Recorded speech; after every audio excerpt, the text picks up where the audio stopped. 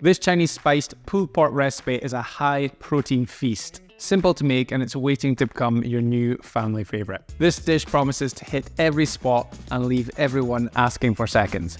This is how you make it. So the prep for this is really easy. All we need to do is just chop up an onion along with a kilo of pork loin, or sometimes known as pork fillet or pork loin medallions, just whatever you can get your hands on. And then we're going to heat up some coconut oil and fry that onion along with a star anise and some cloves.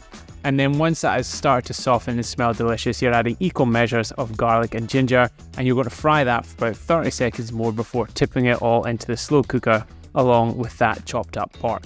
The sauce is really delicious and really intense. Now, you could just add these ingredients to the slow cooker on their own, but I think it's a better idea to do them in a jug first, and that means you just make sure they're all nicely combined. So add all of them into a jug first, mix it all through, and then we're going to pour the lot of it over the slow cooker. Obviously, you can add other ingredients at this stage if you want, but again, these are the ones I recommend. If you're adding anything else, probably some chili flakes, but because I cook this for the kids, I normally keep the meals quite mild. For cooking, I'm doing this on high for 5 to 6 hours, or you could do it on low for about 9 to 10 hours. And also at this point in the video, if you could just hit that like button for me, it would really help me with the growth of this channel. Then once everything is ready, just shred the pork in the slow cooker, mix it all through, plate it up. I'm serving it with some fried rice. It's up to you what you serve with. Garnish with some green, I'm using coriander and some sesame seeds, and then just get stuck in. So that's slow cooker Chinese pulled pork.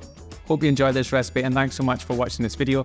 As always, if you want the full recipe along with all the macros and the calories, just download my Food for Fitness recipes app. There's a link below in the description. You click on that, you can download it, get access to this recipe and hundreds of others. Drop me a comment below as well. Once you've made it, let me know what you think, and I'll speak to you later.